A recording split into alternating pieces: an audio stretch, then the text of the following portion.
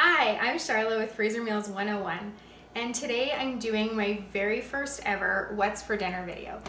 I've been seeing these going around YouTube and I thought it would be interesting for you guys to see what the meals actually look like on the days we cook them. I know in my other videos I show you how we assemble the freezer meals, how we fill our freezer, all the tips for making that go faster, but then you don't really get to see what the meals end up like. So I thought I would start doing these videos where I show you what we eat in a week and what the freezer meals actually look like when they're on a plate and how we cook them. This week we did barbecue pulled pork and cracked chicken, both in the slow cooker, both served on buns. So similar idea, very different tastes though. We also did a chorizo pasta sauce, which was actually one of our invention recipes that we made at the end of our freezer meals when we had some ingredients left over and we just throw things together and see what we can come up with. So that was one of our invention recipes. We also made Marry Me chicken and chicken in a mango cream sauce. And chicken in a mango cream sauce is one that we've been making for years and years. It's always going to be a favorite. It's got amazing color and tastes great, and it's just different. So I thought I would show you each one of those and how we made them. Okay, forget what I said about the barbecue pulled pork. This is actually Dr. Pepper pulled pork. Both great recipes, but the Dr. Pepper pulled pork has these peppers in adobo sauce in it, and so it gives it a bit of a kick, and that's what makes it one of our favorites. The Dr. Pepper also helps tenderize the meat, so it's just a really, really great recipe. I'll put that recipe in the description down below. You can also watch the day that I assembled that recipe in the video where I made meals for my niece and her husband who just had their 4th baby. So I made a few extras on that day, as you'll see if you watch that video, and kept some for us because this is just such a great recipe that I could not resist.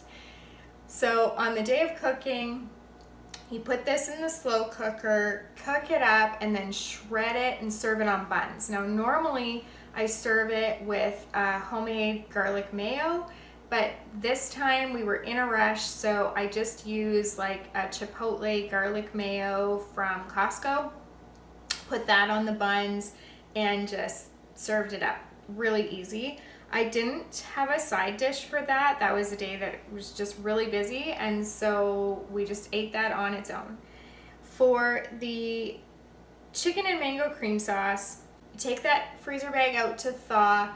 Thaws pretty quickly because it's a thin bag, and everything in there is cooked already. Your chicken is already cooked, so it's just a matter of reheating. So it's a really fast one to make. By the time your noodles are cooked, your chicken is your chicken mixture is ready, because you just throw that in a skillet and you cook up some noodles on the side. We always top that with red pepper flakes and some Parmesan or Asiago cheese. It's a really, really, really flavorful meal. So highly recommend you give it a try. Even if you're not one to give new things a try, I think you'll really enjoy it.